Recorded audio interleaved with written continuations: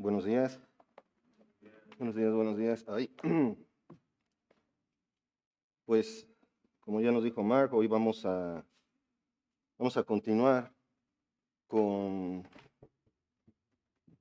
la quinta carta, gracias, que nuestro Señor Jesucristo envía a las iglesias de Asia Menor por medio de Juan. Son enviadas a los pastores de las iglesias. Y ha sido muy emocionante ir analizando versículo a versículo el libro de Apocalipsis, ¿no les parece? Algunas dudas se hacen más grandes y quizás otras se aclaren, pero la realidad es que es un libro tan hermoso y conocerlo nos ayuda mucho en nuestra relación con Dios, puesto que muchos, incluso en el círculo cristiano, manifiestan temor o duda al leer el libro de Apocalipsis, y esto no debe de ser así. Lo vimos ahí en Apocalipsis, capítulo 1, versículo 3, si me gustan acompañarme en sus Biblias, donde dice: Bienaventurado el que lee y los que oyen las palabras de esta profecía y guardan las cosas en ella escritas, porque el tiempo está cerca. ¿Recuerdan? Somos bienaventurados por leer, en este caso, por ejemplo, por leer en voz alta, como es de manera literal aquí en Apocalipsis, por escuchar. Y ahora que estamos estudiando, debemos de considerarnos muy, muy bendecidos por Dios al poder tener esta lectura, este estudio. ¿Y por qué somos bienaventurados? Pues porque Dios nos está dando a conocer cómo va a culminar su plan. Fíjense el privilegio de ser creyente y al mismo tiempo de que podamos tener acceso a este libro. Durante todo Apocalipsis, Dios nos dice cómo es su plan.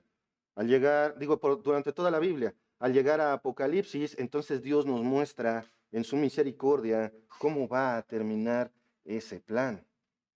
Aún más, ¿alguna vez has pensado, esto agrada a Dios o esto no agrada a Dios y tienes duda? El acceso a las escrituras nos da esa enorme bendición también, porque aparte nos da a conocer lo que le agrada y lo que no le agrada a Dios. Ya si nosotros nos hacemos los locos, pues bueno, eso ya es otra cosa, pero la escritura es clara en cuanto a lo que agrada y lo que no agrada a Dios. Y antes de continuar con Apocalipsis, me gustaría que me acompañaran en sus Biblias a los Salmos, ahí al Salmo 145. Y vamos a ver en este Salmo una declaración por parte del Señor Jesucristo muy importante. Dice Salmo 145, versículos 18 al 20. Cercano está Jehová a todos los que le invocan, a todos los que le invocan de veras. Una pausa aquí. Fíjense, ¿Dios está cercano a todo ser humano? No, está cercano a quienes lo invocan, es decir, aquellos que claman a Él, aquellos que tienen fe en Él. Continúa, a todos los que le invocan de veras. Pareciera muchas veces que porque a alguien le salen las cosas bien o no, es lo que nos indica que Dios está cerca de él. Esto no siempre es así. La fe verdadera es la que nos da cercanía verdadera a Dios. Y eso no significa que todo te va a salir bien todo el tiempo. Continúa nuestra lectura. Cumplirá el deseo de los que le temen. Lotería. Si soy cristiano, voy a obtener todo lo que quiera. No. Recuerden que todo es de acuerdo a la voluntad de Dios, y si yo recurro a Dios con fe verdadera, entonces su voluntad va a ser precisamente mi anhelo. Voy a dejar de anhelar dinero, casas, coches, etcétera, y voy a anhelar las cosas de arriba. ¿Recuerdan a Pedro cuando logró caminar en el agua y qué pasó? Se desvió de su vista, se desvió de su atención hacia el Señor Jesucristo, y entonces ¿qué pasó? Se hundió. Continúa, oirá a sí mismo el clamor de ellos y los salvará. Nuestro Dios no es un Dios lejano, es un Dios cercano. Y ahorita vamos a ver por qué estoy hablando de esto. Versículo 20, Jehová guarda a todos los que le aman. Pero me estoy enfermo, pero me pasa esto, como ahorita lo que escuchamos en la familia de Peris y Nancy, él con problemas de salud, Peris con problemas de salud, Nancy con problemas de salud, Vicky con problemas de salud, pues ¿qué acaso no están cercanos a Dios? No, eso no, su estado de salud no indica que están lejanos de Dios. Tenemos la mala idea muchas veces de que si nos salen las cosas bien, estoy bendecido. Pero muchas veces los problemas, las enfermedades, si no es que la mayoría, las dificultades son más una bendición que otras cosas, porque nos enseñan a acercarnos a Dios. Cuando todo está bien, seamos honestos, nos acordamos de Dios. Entre mejor estamos, más nos olvidamos de Dios. Es una bendición y no estoy hablando de ellos por dudar de su fe. Al contrario, Dios está con ellos. Dios está acompañándolos. Dios está en todo esto. Y si tú tienes dificultades, enfermedades y todo eso, es lo mismo, pero Dios está contigo. Como dice el versículo, todos los que le aman. Si tú no amas a Cristo, probablemente todo te va a salir súper bien materialmente hablando, pero cada vez te vas a ir alejando más de la palabra de Dios. Y al final viene una advertencia. Este pasaje del Salmo es una clara demostración de que Dios bendice a su pueblo. Y vuelvo a decir, bendice a su pueblo, está cercano a los suyos. Al cumplirse su voluntad, se cumple el deseo de los que lo aman y temen. Siempre escucha al que lo adora de verdad. Sin embargo, esta advertencia dice que quienes no se arrepienten y creen en Él serán destruidos. Y este es el final que todo aquel que no tiene su fe puesta en Jesucristo va a tener. ¿Y qué tiene que ver esto con el estudio de Apocalipsis? Vamos a ver las características de la iglesia de Sardis y nos vamos a dar cuenta cómo una iglesia puede estar llena, pero delante de Dios va a estar sin pulso. Algunos denominan a esta iglesia la iglesia agonizante, pero el Señor Jesucristo lo dice claramente, una iglesia muerta. Vamos entonces a poner este tiempo en manos del Señor. Padre amado, Padre celestial, cuántas gracias te damos, Señor, por el acceso a tu palabra. Gracias, Señor, porque a través de ella es que podemos aprender un poco más de ti. Y Señor, te pedimos que seas tú, tu Espíritu Santo, el que nos hable, Padre, y Señor, que seas tú hablando a través de mí y no yo. Que las filosofías personales sean desechadas, Señor, y solamente tu palabra sea enseñada. Ten misericordia de este pobre predicador, Señor, y ayúdame un poco, Señor. Ayúdame con mi voz. Gracias, en el nombre de nuestro Señor Jesucristo. Amén. Les pido un poquito de paciencia porque ahora traigo voz de hombre. Di un curso y desacostumbrado a gritar y estar en la tierra, pues ya tengo una voz más varonil. Apocalipsis 3 del 1 al 6. Vamos por favor ahí y vamos a leer el pasaje que hoy vamos a estudiar. Dice así la palabra del Señor. Escribe al ángel de la iglesia en Sardis, el que tiene los 7 espíritus de Dios y las 7 estrellas, dice esto. Yo conozco tus obras y que tienes nombre, que tienes nombre de que vives y estás muerto. Sé vigilante y afirma las otras cosas que están para morir, porque no he hallado tus obras perfectas delante de Dios. Acuérdate pues de lo que has recibido y oído, y guárdalo, y arrepiéntete, pues si no velas, vendré sobre ti como ladrón, y no sabrás a qué hora vendré sobre ti. Pero tienes unas pocas personas en Sardis que no han manchado sus vestiduras y andarán conmigo en vestiduras blancas, porque son dignas. El que venciere será vestido de vestiduras blancas, y no borraré su nombre del libro de la vida, y confesaré su nombre delante de mi Padre y delante de sus ángeles. El que tiene oído, oiga lo que el Espíritu dice a las iglesias.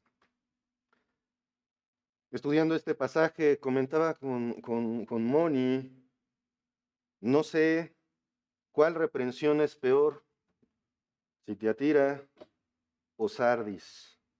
Tiatira, como sabemos, estaba en desobediencia a las cosas del Señor e ignorando lo que la Escritura dice. Y bueno, Sardis, algo así, pero no sé si peor o menos o más. Sabemos que hay diferencias entre pecados. Un pecado puede tener un peso diferente a otro. Pero todo esto va a tener consecuencias. Versículo 1. Escribe al ángel de la iglesia en Sardis, el que tiene los 7 espíritus de Dios y las 7 estrellas, dice esto. Vamos a hablar un poquito del contexto de Sardis, esta ciudad. Era la capital del reino de Lidia. Y como tal era considerada una nación, bueno, más bien una ciudad importante. ¿Alguna vez han escuchado las fábulas de Esopo? Yo creo que los más jóvenes a lo mejor ya no les dejan de tarea leerlas, no tengo idea, pero precisamente Esopo escribe una de las más importantes o más conocidas fábulas y aparte ahí incluye mucho el asunto de que los animales hablan. Pues bueno, Esopo era de Sardis. Ujú. Es un detalle para que veamos un poquito de la historia universal dentro de la Biblia también. Sardis significa sobreviviente o el que escapa.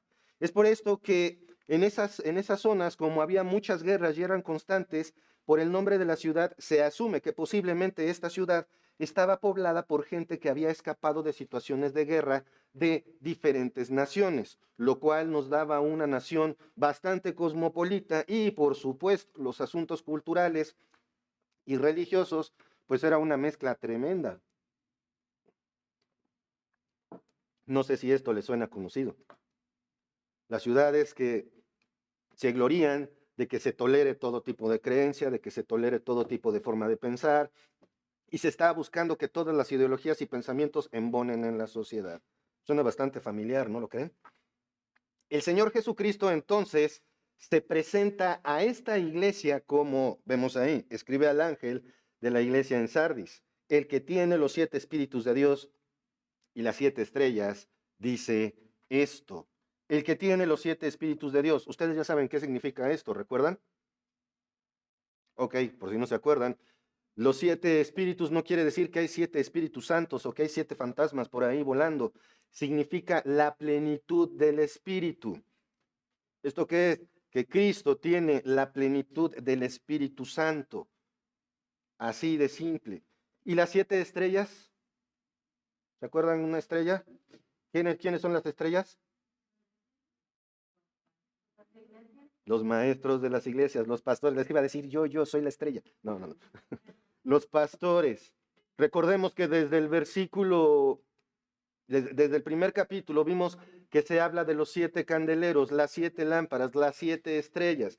Las lámparas son las iglesias y las estrellas son los mensajeros, los ángeles o, mejor dicho, los pastores de cada iglesia. ¿De acuerdo? Porque nuevamente el Señor Jesucristo manda una carta tangible por medio de Juan a cada una de estas iglesias. No podemos decir entonces que llegó un ser angelical, un ser espiritual, a entregarle la carta de manera física a cada uno. La figura de la estrella entonces es el pastor de la iglesia. Entonces, el que tiene los 7 espíritus, el que tiene la plenitud de Dios y el que tiene en su mano a los 7 pastores, a los 7 maestros de estas iglesias. Esto significa que Dios tiene, llamémosle, en su mano, el Señor Jesucristo tiene en su mano o bajo control a los pastores de cada iglesia. Y no solo esto, Él gobierna a los pastores de cada iglesia y aún más, Él gobierna a las iglesias. Por eso es que decimos, ¿quién es nuestra máxima autoridad en la iglesia? ¿Quién es la cabeza de la iglesia? Lo dice la misma escritura, Cristo. Cristo es la cabeza de la iglesia. Esto es lo que estamos viendo aquí. Continúa el versículo. Escribe al ángel de la iglesia en Sardis, el que tiene los 7 espíritus de Dios y las 7 estrellas, dice esto. Este mensaje es, hermanos, contundente. Un mensaje de parte de Cristo. ¿Qué mensaje te gustaría recibir a ti de parte de Jesús? Aquel que murió en la cruz como un acto perfecto de sacrificio para el perdón absoluto de tu pecado, en el cual si pones tu fe en esto y crees que resucitó al tercer día, entonces verdaderamente eres hijo de Dios. Si crees esto, entonces, ¿qué mensaje quisieras de Cristo para ti? Ahora, la pregunta sería, ¿qué mensaje recibirías realmente? ¿Qué mensaje recibiría yo por parte de Cristo? Mientras hemos estudiado estas cartas, he llegado a la conclusión de que me avergonzaría del mensaje que el Señor me escribiría. Y eso es algo que tenemos que tener muy en cuenta porque cada vez que el Señor se presenta en cada una de las cartas, demuestra la íntima relación que el Señor Jesucristo tiene con su iglesia y por lo tanto con cada cristiano. Tan íntima es esa relación que Él está ahorita con nosotros, pero también está en nosotros. Me pregunto, y esto lo pongo a modo de meditación, ¿qué tienes en la mente mientras estás escuchando estas palabras? ¿Dónde está tu mente? ¿Está enfocada en Dios? Yo espero que sí. El mensaje dice, yo conozco tus obras, que tienes nombre de que vives y estás muerto. ¡Sas! Nada más de leerlo así es como, wow, le está diciendo a su iglesia, estás muerta. ¿Cómo? Porque recordemos esto, hermanos, muchas veces algunos interpretan que las 7 iglesias de Apocalipsis son las 7 etapas por las que pasa toda iglesia. No sé exactamente cómo le hacen para armonizar esas 7 cartas de manera que sean 7 etapas, pero lo que es una realidad es que está dirigido a creyentes. Recordamos la imagen de nuestro Señor Jesucristo como aquel que no puede ser detenido en su juicio, los pies de bronce bruñidos, sus ojos como llama de fuego, porque todo lo sabe. Le está hablando a la iglesia, nos está hablando a nosotros como creyentes, hermanos. Y a los creyentes, a la iglesia le está diciendo, estás muerta. ¿Esto es posible? Una iglesia, una congregación de creyentes, pero que la congregación no tiene pulso. Vamos a seguir estudiando porque esto es fascinante. Yo conozco tus obras. Como ya vimos, en cada carta hay 3 constantes, ¿recuerdan? Y esta es la primera. Yo conozco tus obras. El Señor Jesucristo se fija en lo que la iglesia hace. Recordemos a la iglesia de Teatira. ¿Qué les dice? Han hecho buenas obras y cada vez hacen más. Pero, y aquí, fíjense lo que dice, yo conozco tus obras. No hay reconocimiento, no hay mención de obras, no hay nada. Dice, yo conozco tus obras. Eso es todo. Sé lo que haces en la iglesia. Tú, pastor, sé lo que haces en la iglesia. Tú, congregante, sé lo que haces en la iglesia. Se acabó. Queda la duda de, bueno, malo, regular, ¿o qué? Ujú. El Señor Jesús conoce íntimamente lo que ocurre en cada iglesia. No hay reconocimiento, no hay mención de buenas obras. Y continúa, que tienes nombre de que vives y estás muerto. Es curioso que el Señor mencione la muerte y la vida en la iglesia y le dice al final está muerta. Obviamente no está hablando de manera física en este caso. Acompáñenme por favor al Evangelio según San Juan, capítulo 14, versículo 6. Este inclusive deben de conocerlo muchos de memoria. Jesús le dijo, yo soy el camino, la verdad y la vida. Nadie viene al Padre si no es por mí. Si tú estás escuchando esto y dudas de tener vida eterna, estás muerto espiritualmente. Si no tienes la certeza de la salvación, estás muerto espiritualmente, porque dice el Señor Jesucristo, yo soy el camino. El camino no es una persona, el camino no es una serie de reglas, el camino al Padre no es la regla de oro o 10 formas de convivir sanamente con tu familia o hacer las cosas bien, ser honesto, ser íntegro. Eso no le agrada a Dios si no hay fe. porque la fe sin obras está muerta. Pero las obras sin la fe tampoco sirven de nada. Somos llamados hijos de Dios para entonces hacer las buenas obras que Él nos pone de antemano para que sigamos delante de ellas, ¿sí o no? Cristo está diciendo aquí, yo soy el camino, la verdad y la vida. No hay otro camino a Dios si no es Cristo. Y no nos engañemos, hermanos, también diciendo, bueno, es que mi muchacho hizo, mi muchacha, mi hermana, mi esposo hizo una oración y ya es salvo. Eso es una mentira, porque se nota en sus vidas. Si no hay un cambio radical, bueno, pues es que es una persona honesta. Sí, pero de todas maneras, hay pecado en el corazón de todos los seres humanos. Y la única manera de ser justificado, ¿cuál es?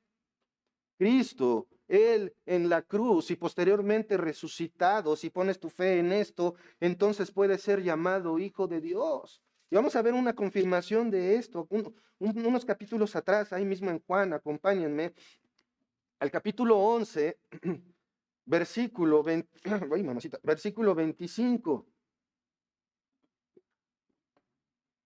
Y aquí estamos hablando de muerte y resurrección física. Si conocen la historia de Lázaro, lo van a reconocer.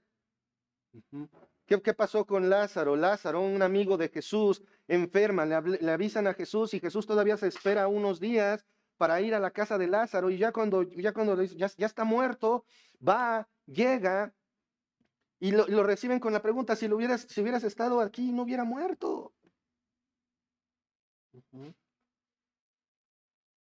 Y el Señor Jesucristo responde ahí en el versículo 25, yo soy la resurrección y la vida. El que cree en mí, aunque esté muerto, vivirá. Fíjense en esto. Morir físicamente para el cristiano es la continuación de la vida.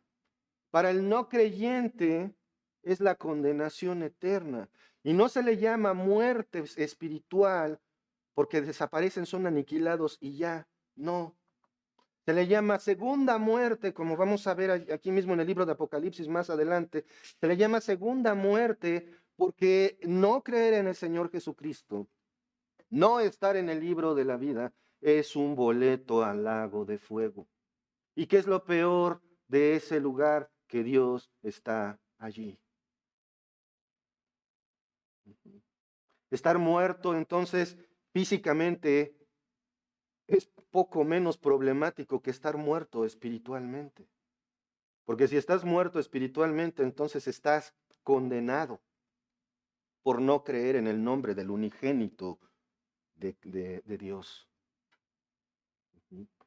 Y esto, hermanos, ¿por qué pongo esto en contraste? Porque aparte de hablar del Evangelio, porque siempre tenemos que mencionar el Evangelio, está el asunto de la muerte de esta iglesia. Una iglesia que probablemente estaba llena de gente. Pero Cristo, ¿qué le dice? Estás muerta.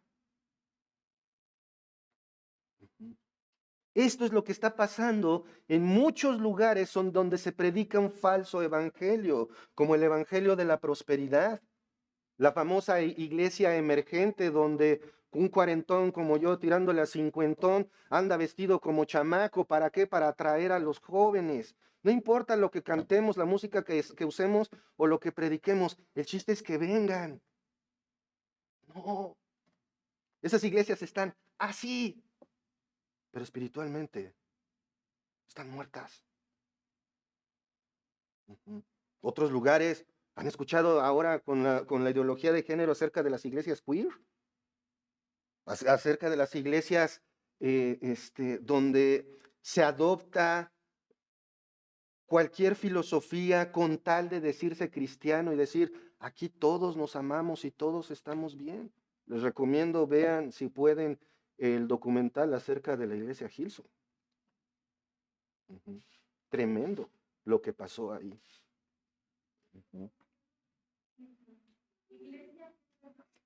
¿Perdón? Hillsong. Hillsong. Búsquenla. Muy, muy famosa, sobre todo una enorme cantidad de himnos que se cantan en las iglesias vienen de ellos, pero completamente hundida en la corrupción y la tolerancia al mundo. ¿Y saben qué es lo más triste, hermanos, de esto? Que hicieron un documental. Está tan expuesto el asunto que hicieron un documental. Y cuando la gente dice, te invito a mi iglesia cristiana, ¿qué piensan? Son igualitos a ellos. No solo eso, bajo el argumento de que hay que traer a las personas a la iglesia, hay que adaptarnos al mundo. Adaptemos la música, adaptemos la ropa. Yo vi una vez una iglesia donde el púlpito era un tinaco. Dices, bueno, con lo del tinaco no hay nada, no hay problema, pues es que es para los jóvenes y para que se sientan acá en onda.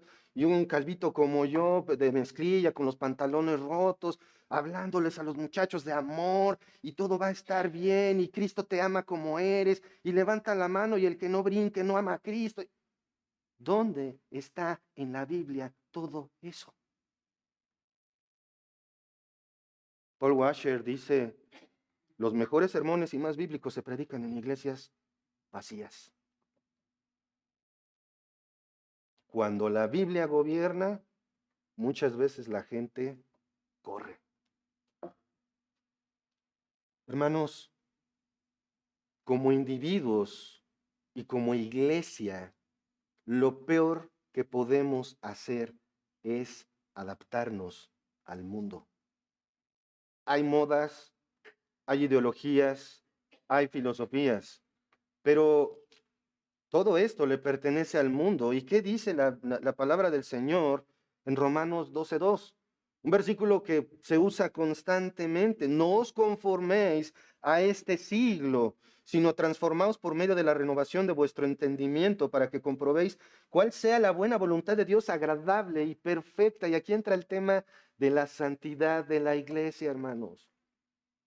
Si no estás empapado de las escrituras, no estás viviendo en santidad. ¿Por qué? Porque entonces hay huecos y empiezas a hacer cosas, pues me lo pasa Dios, ¿no? Pues, ¿qué dice Primera de Juan 1:9? Si confesamos nuestros pecados, Él es fiel y justo para perdonar nuestros pecados y para perdonar nuestros pecados y limpiarnos de toda maldad. Ya la hice. Meto la pata, la saco, le pido perdón a Dios y todos contentos, ¿no?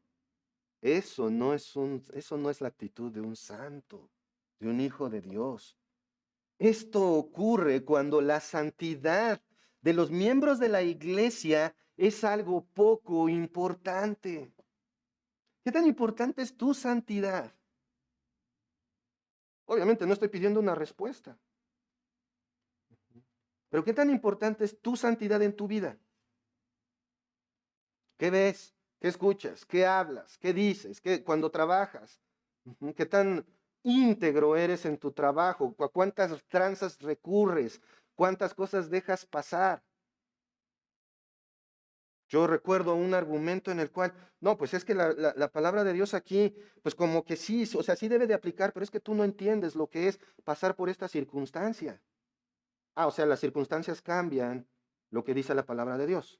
No, eso es adaptarnos al mundo, adaptarnos a este siglo. Acompáñenme, por favor, ahí en sus Biblias, a Primera de Pedro, capítulo 1, versículo 16. ¿Qué es lo que pide Dios de manera clara en cuanto a la santidad? Lucha por tu santidad, échale ganitas a tu santidad, haz lo que puedas en tu santidad. ¿Qué dice? Porque escrito está, una pausa aquí. Levante la mano aquí todos aquellos que piensan que las escrituras tienen autoridad y que son la máxima autoridad. Bajen la mano, muchas gracias. Si dice escrito está, entonces lo que dice es opcional. Si dice escrito está, no es pregunta. ¿Y qué dice? Échale ganas, pórtate bien. ¿Sí o no? No. Dice, perdón, sed santos porque yo soy santo. En otras palabras, No que te salga una aureola y flotes y todo eso. No. Apártate del pecado porque Dios está completamente apartado del pecado. Eso es lo que dice. Ujú. La iglesia de Sardis era como esos lugares que se hacen llamar iglesias cristianas que toleran cosas graves. Ujú. Por eso es que me quedé, ¿cuál estará más difícil, la carta de Tiatira o la carta de Sardis? ¿Cuál será una reprensión más grande? Pero ¿saben que el mensaje de Cristo para ti sea una reprensión? ¿Me estás quedando a deber? Es terrible.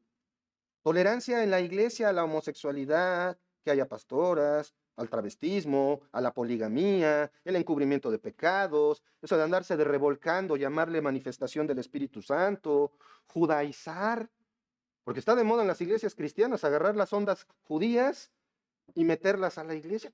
¿Eso qué? Ujú. Algo así. Probablemente era el estado espiritual de la iglesia de Sardis. Ujú. Es muy llamativo ver que el mismo Salvador es el que le dice a la iglesia, estás muerto. Una iglesia que espiritualmente está muerta, probablemente está llena, pero está muerta, llena de gente, llena de creyentes. Pero, ¿suena esto como una iglesia cristiana? Cuando el Señor Jesucristo le dice a su iglesia, estás muerta. No suena así, ¿verdad? Sin embargo, como lo he dicho ya varias veces, estos son genuinos creyentes, pero la mayoría no estaba viviendo como creyentes por el pecado que habían permitido en sus vidas. Y otra pequeña fracción, probablemente, eran incrédulos. Recordemos nuevamente, estas cartas van dirigidas a iglesias. Versículo 2 dice, sé vigilante y afirma las otras cosas que están para morir, porque no he hallado tus obras perfectas delante de Dios. Vigilante, del griego gregoreu, que significa mantenerse despierto. Entonces, ¿qué es lo que le está pidiendo el Señor Jesucristo a esta iglesia? Despierta, reacciona. Vamos a Efesios, por favor, capítulo 5, versículo 14. Dice, por lo cual dice, despiértate tú que duermes y levántate de los muertos y te alumbrará Cristo. En un contexto en el cual Pablo le está hablando a la iglesia de Éfeso y le está diciendo cómo debe de comportarse. Te debes de comportar como un hijo de Dios. Entonces ahí en el versículo 2 dice, sé vigilante, despiértate, reacciona. ¿Por qué debes de reaccionar? Dice, y afirma, mantente despierto y afirma las otras cosas que están para morir, o como dice en la nueva versión internacional, reaviva lo que aún es rescatable, rescata lo que se está muriendo. Es probable que esto se refiera a que dentro de todo lo que se hacía en el culto en la iglesia de Sardis, había poca enseñanza sana, poca enseñanza bíblica había entre ellos. Quizá el descuido de esta iglesia es que se le había dejado de nutrir con la palabra de Dios y solo se les entretenía. Esto es importantísimo, hermanos, porque muchas veces alguno de los reclamos respecto a las actividades de la iglesia es que es aburrido. Y el problema se presenta cuando entonces se cede a la presión y se deja de enseñar la escritura, se deja de tener reverencia, se dejan de hacer las cosas en orden. Y entonces, de repente vemos como que hay un poquito de iglesia en tu mundo. Esto tenemos que vigilarlo. Al principio, el Señor le dice al pastor que conoce las obras de la iglesia, ¿se acuerdan? Pero no hay ningún reconocimiento. ¿Por qué? La respuesta está en el mismo pasaje. Porque no he hallado tus obras perfectas delante de Dios. ¡Sas! Esto significa que a diferencia de Sardis, que reciba el reconocimiento de que sus obras buenas eran más que que las primeras, es una iglesia que que cuando la enseñanza bíblica se descuida, da como resultado que las obras no sean agradables a Dios, por muy buenas que parezcan, o incluso no existen, porque en una iglesia donde todos van, donde parece competencia de moda, donde incluso hay asientos VIP, y esto no es broma, hay mega iglesias que tienen miles de feligreses cada domingo y tienen sus zonas de acuerdo al nivel de ofrenda. Dependiendo cuánto pues es lo cercano al ungido. Y si quieres una plática con él, pues ahí en el camerino, ¿no? Y el ungido no puede andar más que en Suburban. ¿Y cómo están esas iglesias? Así.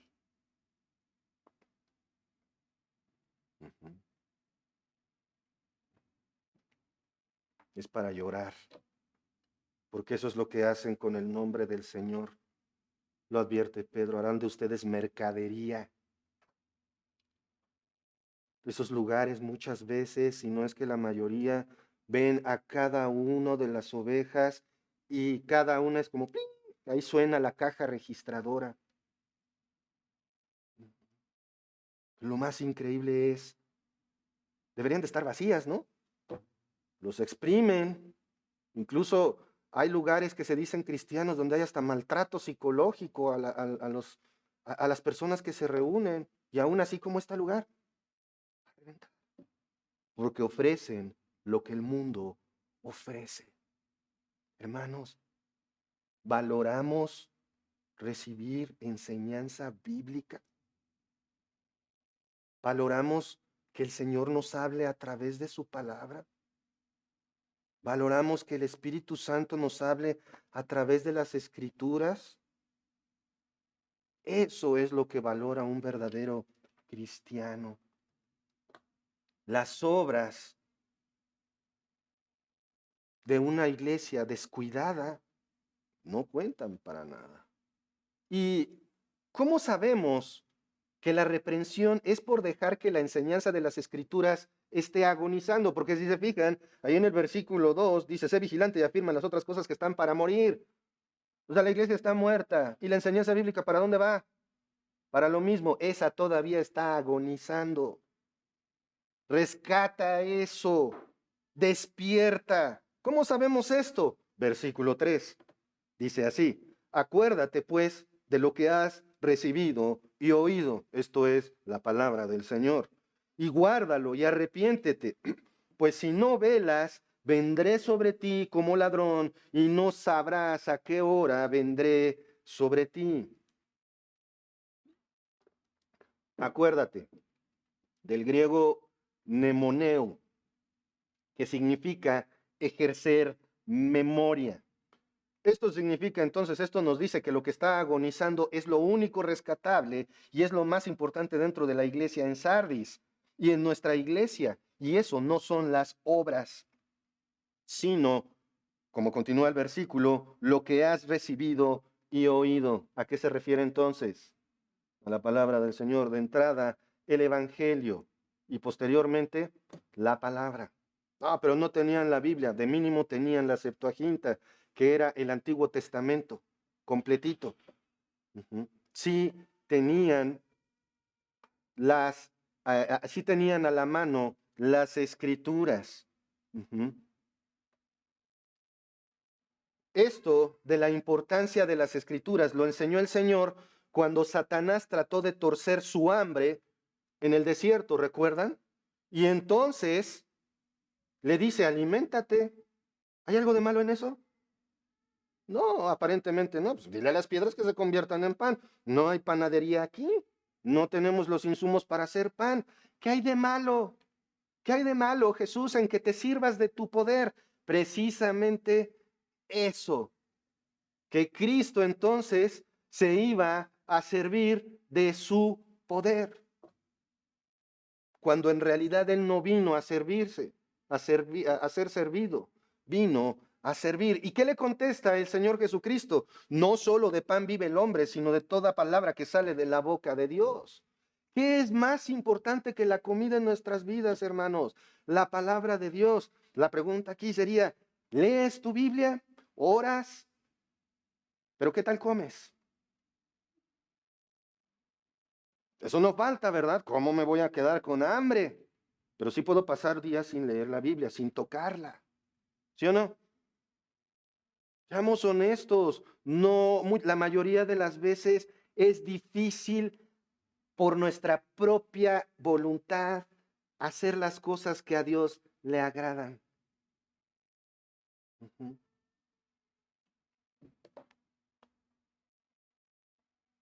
La palabra de Dios es vital en la vida de la iglesia y también en la vida de cada cristiano fiel y verdadero.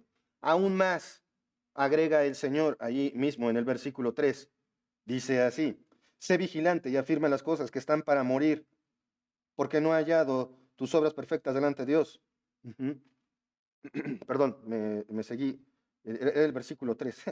Perdón. Acuérdate pues de lo que has recibido y oído. ¿Y qué? Y guárdalo y arrepiéntete. Cristo, en su infinita misericordia, ¿recuerdan lo que dijo en Teatira? Esa mujer, Jezabel, una Jezabel, ya le advertí, ya le dije, pero no se arrepiente. Y a los que participan con ella de todo lo que ella está haciendo, les estoy dando tiempo. Dios es bien paciente, aunque muchos dicen, ay, entonces, ¿por qué destruyó a las naciones? ¿Por qué hizo esto, aquello, lo otro? Porque es soberano, porque somos su creación, porque Él en su justa y completa sabiduría nos creó. Si tú haces una figurita de plastilina, ¿la figurita tiene derecho sobre de ti? No. Si ya no te gusta la figurita, ¿qué le haces? La apachurras y la vuelves a hacer. Dios es tan paciente que no destruyó a la humanidad y creó una perfecta otra vez, sino que la redimió. El perdón de pecado allí está. Guárdalo, arrepiéntete. Cristo nos está diciendo a todos: si no velas, si no estás despierto, si te has olvidado de la Biblia, tienes una oportunidad. Obedece mi palabra y arrepiéntete. De lo contrario, continuemos ahí en el versículo 3. Si no velas, vendré sobre ti como ladrón y no sabrás a qué hora vendré sobre ti. Nunca he sabido, en el caso de un robo, que le pongan al comercio: estimado comerciante, esta noche a las 3 de la mañana vendremos a despojarte de tus pertenencias y dinero. Procura no estar presente para evitar problemas. Atentamente, los chicos malos. ¿Va? Eso no ocurre. Generalmente, cuando un ladrón tiene la oportunidad, versa el dicho, la ocasión hace al ladrón. Muchas veces esto ocurre cuando bajamos la guardia. Cuando crees que todo está bien, entonces bajas la guardia y dices, ya das por hecho todo, ya das por sentado que estás bien espiritualmente, y entonces viene el resbalón. Ahí, ahí precisamente, esto es lo que les está diciendo el Señor Jesucristo. Conoces la palabra, sabes lo que dice, ve y arrepiéntete, porque si no, voy a venir sobre de ti cuando menos te lo esperas. Y aquí no está hablando de que va a venir el Señor Jesucristo: venga hermano, venga para que lo abrace, se está portando mal. No, ¿qué va a hacer? Si viene como ladrón, no viene algo no violento, ¿sí? El punto aquí es que va a llegar de manera súbita, va a llegar a hacerles frente tan rápido que ni se van a dar cuenta, de una manera tan inesperada que les va a traer destrucción a su iglesia muerta por falta de arrepentimiento. Yo recuerdo algunos lugares que eran cines y luego eran iglesias. Y de repente, ¡paf!, desaparecían. Y eso que estamos hablando de una secta que lo único que hacen es enriquecerse a lo salvaje.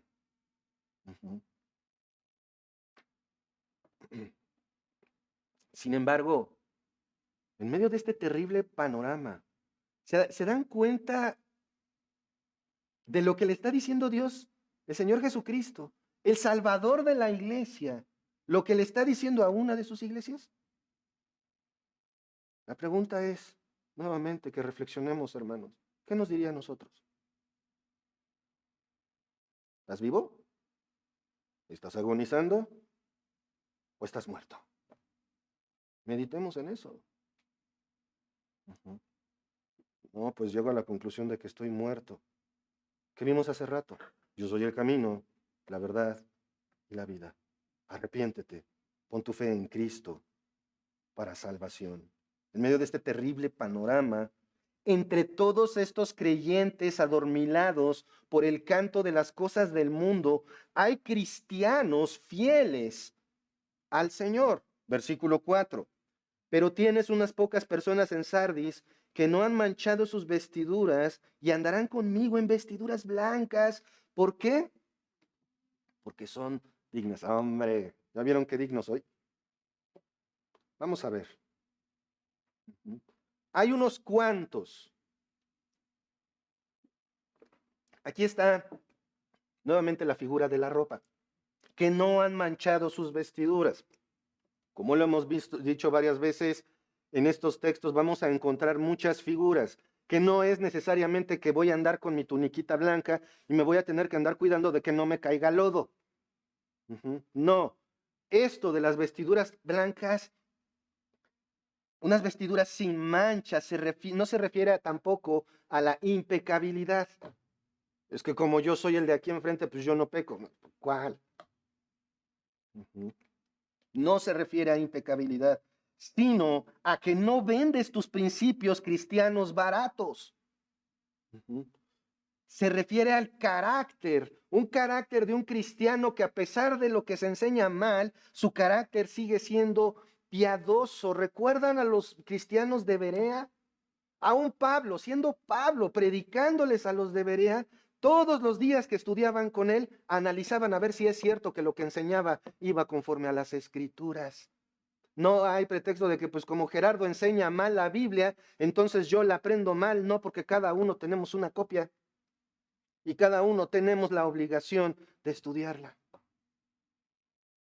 Y si uno dice una burrada, entonces pueden corregir el error. Si no, agarramos la píldora, le damos vuelta y nos la pasamos hasta sin agua. ¿Se dan cuenta por qué es la importancia de que estés constantemente recurriendo a las escrituras? Esta figura de las vestiduras debemos recordar que es importante para Cristo.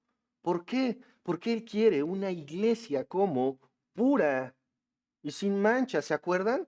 Y si no se acuerdan, acompáñenme por favor a Efesios capítulo 5,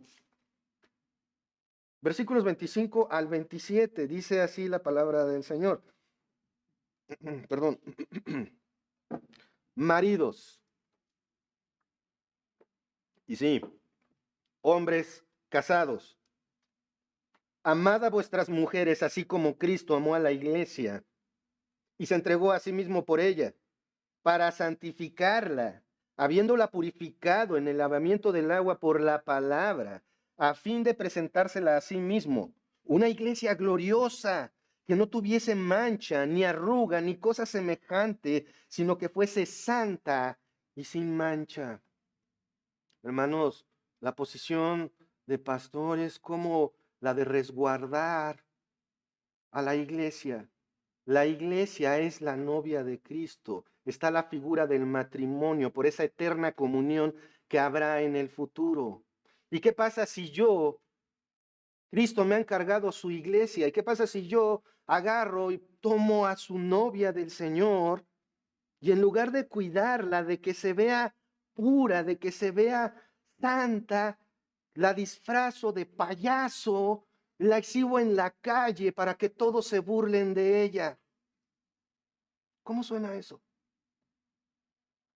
Suena que no me interesa la santidad de la iglesia. Pero ¿qué pasa si entonces, de acuerdo a lo que el novio me manda, como guardia de su novia, le digo a su novia exactamente lo que dice su mandamiento. Entonces vamos a andar con mayor santidad. La santidad de la iglesia es sumamente importante. No podemos simplemente decir, bueno, no pasa nada. Y no estoy hablando otra vez de impecabilidad. Estoy hablando del carácter piadoso que cada uno de nosotros debemos de tener a pesar de las circunstancias, a pesar de que me van a correr. No, pues es que tengo que decirles ella y tengo que decirles, por ejemplo, en las escuelas, a los niños, les tengo que seguir la corriente. No, pues es pecado, pero me van a quitar mi trabajo. ¿Qué prefieres? Yo sé lo difícil que suena, pero ¿qué prefieres? ¿Seguir ganando dinero o cuidar tu santidad delante de Dios? Ah, qué fácil suena. No, hermanos, todos estamos en este mundo. El problema es que anteponemos nuestras necesidades, lo que nosotros queremos, a la santidad. Ponemos todas esas cosas y decimos, pues no obedezco a Dios porque no me conviene. Despiértate tú que duermes, ¿recuerdas? Mantente alerta, arranca, salva lo que todavía queda, le dice a la iglesia de Sardis.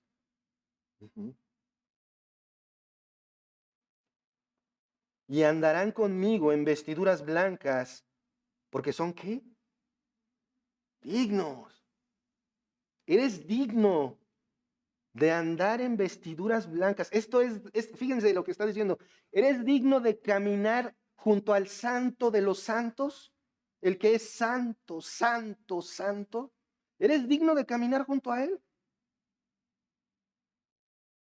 Yo no, pero por gracia soy salvo por medio de la fe. Y entonces con la gracia sobre gracia del Señor, Él me hace digno porque le soy fiel. ¿Cómo puedes ser digno? ¿Cómo puedes aspirar a ser digno de caminar junto al Señor en santidad? Porque eres santo, porque Él es santo, siéndole fiel en todo, a pesar de todo, contra todo. Es triste porque de repente los sentimientos ganan y, pues ya no quiero.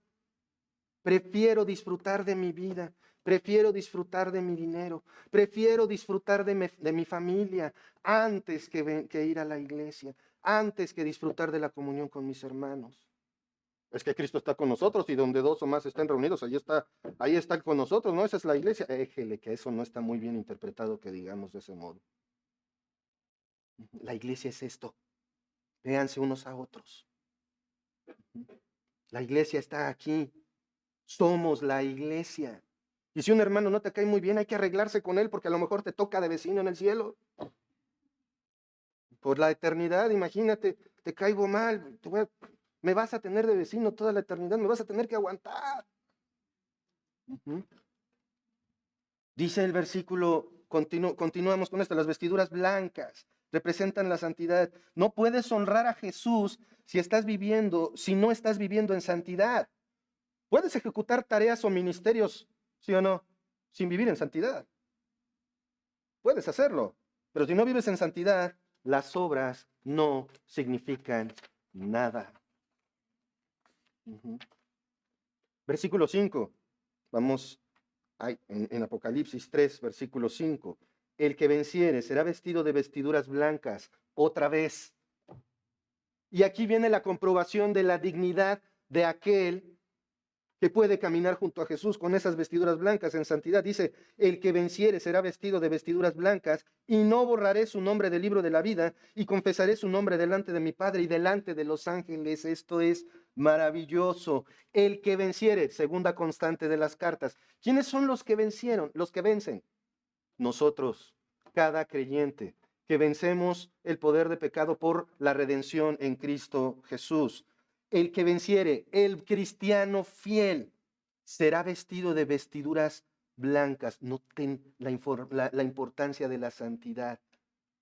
será revestido, será transformado para poder andar con el Señor.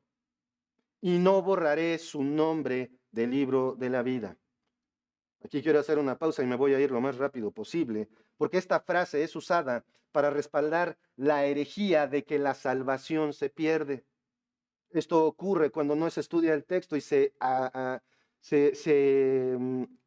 conforman a la literalidad, porque si lo vemos ahí, dice, y no borraré su nombre del libro de la vida, entonces se puede borrar, ¿verdad?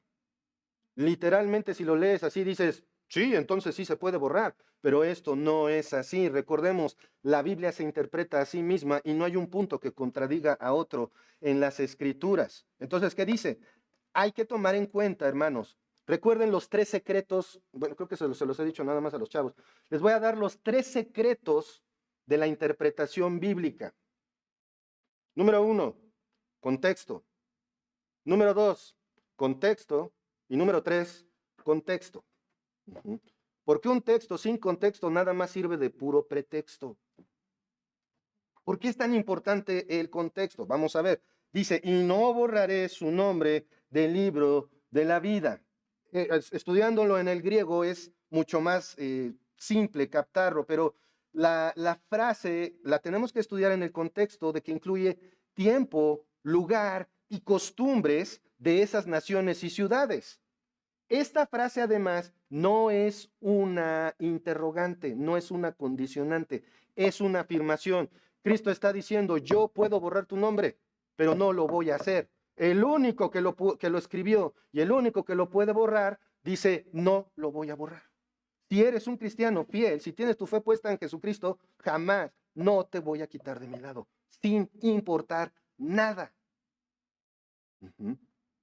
Además, bueno, cuando dicen no borraré su nombre, veamos algo. En esas ciudades, cuando alguien nace hoy día, ¿qué nos dan? Nace el bebé, ahí está el bodoquito. ¿Y cuál es el primer papel que dan? ¿En el acta de nacimiento? No. Un documento donde dice el bebé nació o no nació. Yo tengo 2 donde dice no nacido. Nació. ¿Y qué tienes que hacer con ese papel? Ir al registro civil para que te den un acta de nacimiento, ¿sí o no? Ahora sí, legalmente nació, aunque físicamente ya haya nacido, legalmente nació, existe, es hijo de tal y de tal, etcétera, ¿sí o no? En esas ciudades antiguamente, lo que hacían era que cuando alguien moría, borraban su nombre de la lista de ciudadanos. Pero aquí hay una cosa, el que tiene vida eterna, su nombre no puede ser borrado porque no morirá jamás. Hermano, ten seguridad de tu salvación, no la pierdes, porque Él dijo, yo soy el camino, la verdad, ¿y qué? Y la vida. Si Él es la vida, tienes la vida eterna, entonces no puede ser borrado del libro de la vida, porque en primer lugar Cristo no lo va a hacer. Él no cambia, Él no es hombre para que mienta. Cristo mismo dice que no borrará ese nombre, siendo el único que podría borrarlo, dice que no lo hará. Todos los que han recibido el regalo de la vida eterna tienen sus nombres inscritos en el libro de la vida, pero no porque dijo, ya creyó Peris, lo voy a escribir. No, desde la eternidad ya su nombre estaba escrito y jamás va a ser borrado porque Cristo es el que lo garantiza. Eso nos debe de dar gran seguridad de nuestra salvación, hermanos. ¿Y esto cómo lo podemos comprobar? Vamos, porque ya les dije muchas cosas. Vamos a las Escrituras, Juan, capítulo 3, versículo 16. El que no se lo sepa, invita las cocas, dicen, ¿no? ¿Qué dice Juan 3, 16? Porque de tal manera amó Dios al mundo que ha dado a su Hijo unigénito para que todo aquel que en Él cree no se pierda, mas tenga vida eterna. El Evangelio compactado en un versículo. Más fácil no la puedes tener. No se pierda, sino que tenga vida eterna por la fe en Cristo. No que toda la gente del mundo se va a salvar. Únicamente por la fe en Cristo. Esa vida eterna es un regalo de Dios. No puedes perderla si Dios te la dio. Dios no es, no es alguien como los niños berrinchudos que te dan un regalo y luego, pues como se enojan contigo, te lo quitan. No, Dios, nuestro Señor Jesucristo, no es así. Ahí mismo en Juan, vamos ahora al capítulo 10, versículo 27 al 29. Acompáñenme, por favor. Dice así la palabra del Señor. Mis ovejas oyen mi voz y yo las conozco y me siguen. Y yo les doy vida eterna y no perecerán jamás, ni nadie las arrebatará de mi mano. Una pausa aquí. A ver, si Jesús es Dios, ¿quién le puede abrir la mano para sacarte de ahí? Hablando de manera figurada. Nadie. Y todavía hay quien enseña que la salvación se pierde. Que llega el momento en que la salvación se pierde. Entonces, sí hay quien puede abrir la mano de Cristo, ¿no? O Cristo cambia de opinión y, hoy Gerardo no me cae bien, hazte para allá. No, no. Y aún más, versículo 29. ¿Quién te ha dado a Dios? Dice, mi Padre me las dio. Es mayor que todos y nadie puede arrebatar nadie las puede arrebatar de la mano de mi Padre. Hermanos, tengan certeza en su salvación. Si tú has puesto tu fe en el Señor Jesucristo, no hay modo ni de que te sueltes. Si te sueltas es porque nunca creíste, punto. Y eso tiene un nombre. Se le llama apostatar. Pero dice ahí precisamente que los que apostatan nunca fueron creyentes. Salen de nosotros, pero no eran de nosotros. La vida de un creyente está en las manos de Cristo y en las manos del Padre. Nadie ni nadie, nada ni nadie nos puede sacar de ahí. ¿Quién nos separará del amor de Cristo? Cuando pones tu fe en Cristo, naces de nuevo, ¿sí o no? Ahí está en Juan 3, ustedes pueden leer incluso la anecdótica conversación entre el fariseo Nicodemo y el Señor Jesucristo. Y Nicodemo decía, ¿y cómo desnazco? Porque le pregunta al Señor, ¿y cómo regreso al vientre de mi mamá? No se puede desnacer.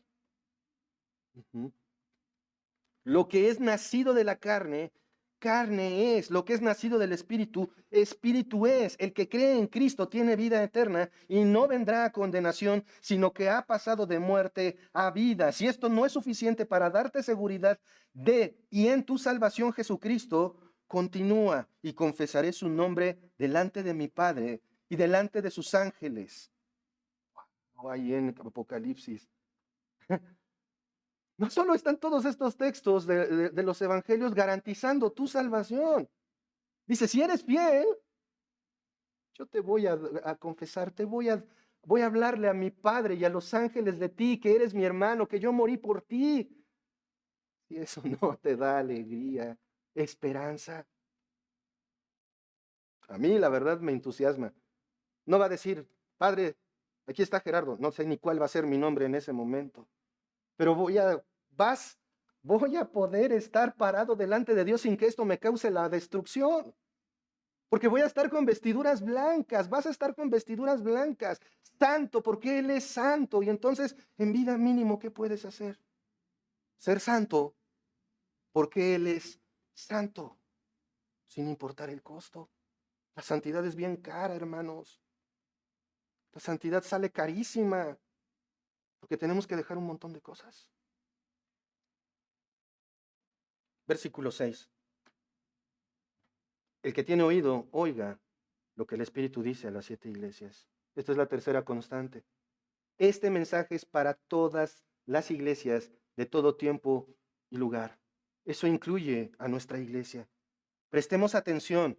El ejemplo que Dios nos da a través de la iglesia de Sardis debe ser una poderosa advertencia para nuestra iglesia y para cada uno de nosotros, hermanos. Cuidado. Yo no considero que esta enseñanza de esta carta aplique a esta congregación en este tiempo, pero cuidemos de nuestra santidad. No vaya a ser que poco a poco el pulso de nuestra congregación vaya en descenso. Vamos a orar.